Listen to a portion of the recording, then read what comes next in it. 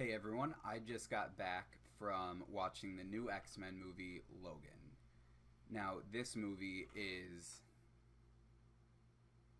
absolutely phenomenal for the emotional impact that it brings as the last time that Hugh Jackman plays Wolverine. This is his ninth time taking up the claws. It has been 17 years, and it's weird to think that we're not going to see him in that role again.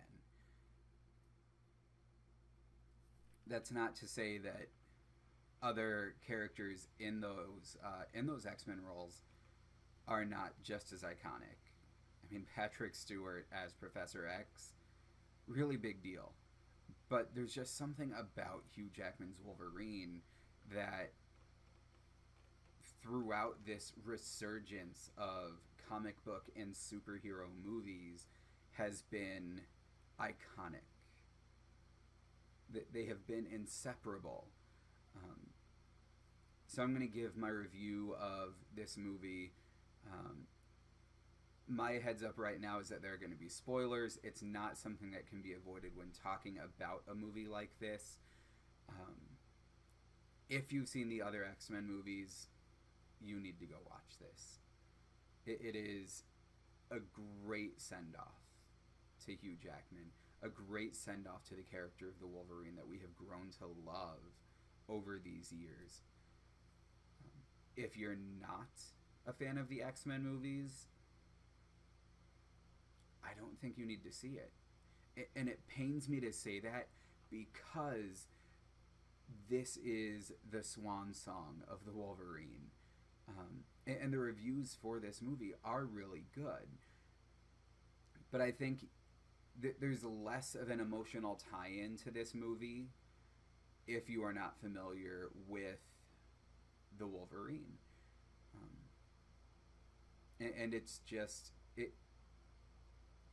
it's not a movie that I think you're going to watch as the only X-Men movie you've ever seen and really care about the characters.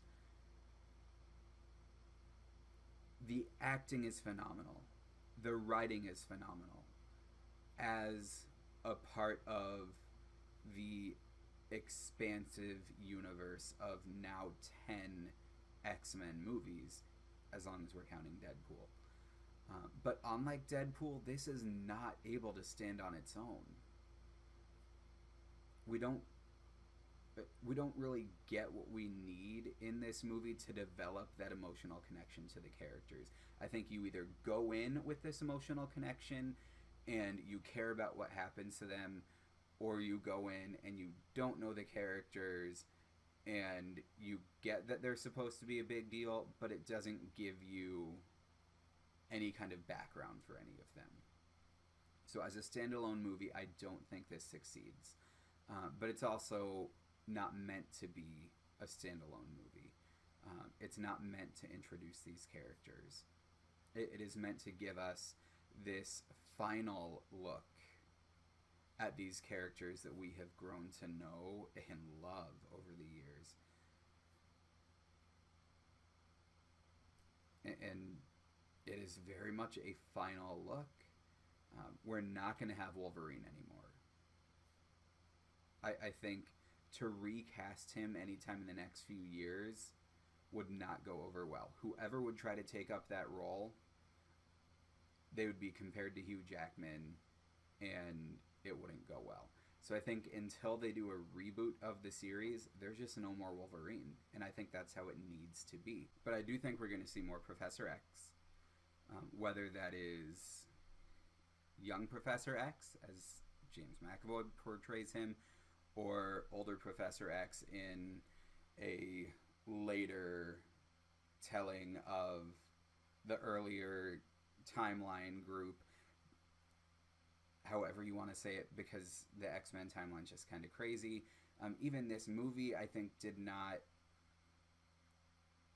fit as anything but a sequel to X-Men 3, ignoring the Wolverine, which is also really kind of outside of timelines, especially when you focus on their after credit scene.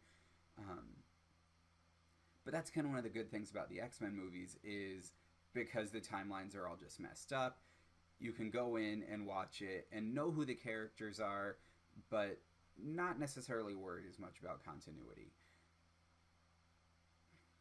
So we get to go in and we get to know these characters and we get to watch them die. And watching Logan die was a heart wrenching moment. It really was. Watching Professor X die, not so much. I think they really kind of screwed that up. It was just, it was too sudden.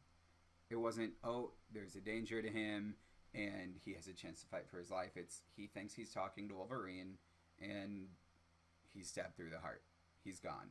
As we're getting some exposition about the horrible things he's done, which after watching it once isn't particularly clear to me, other than that he probably had a seizure and people got hurt.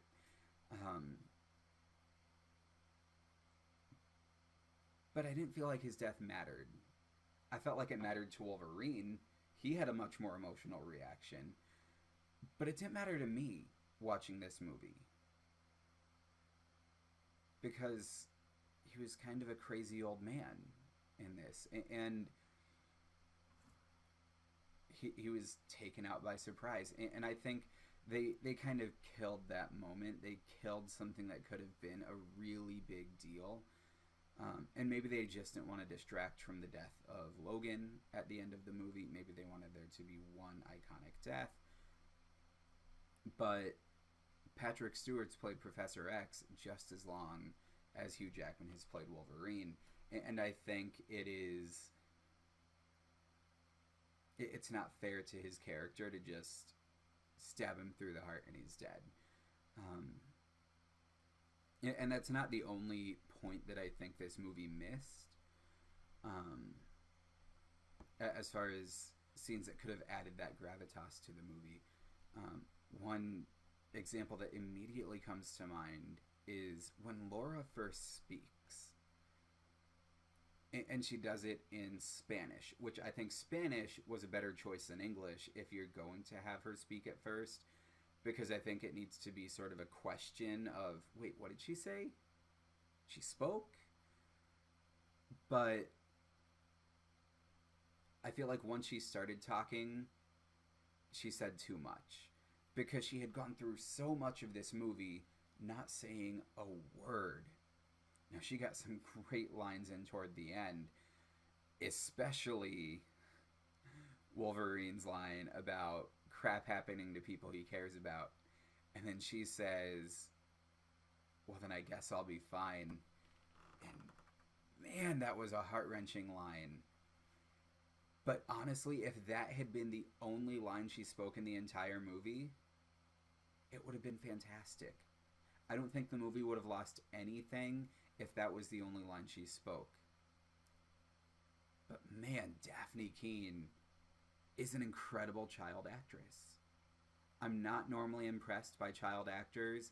It's usually something that kind of gets in the way of a successful movie, I find. But this worked. Having her be Wolverine's genetic child, but not his actual son, or not his actual daughter, I think worked.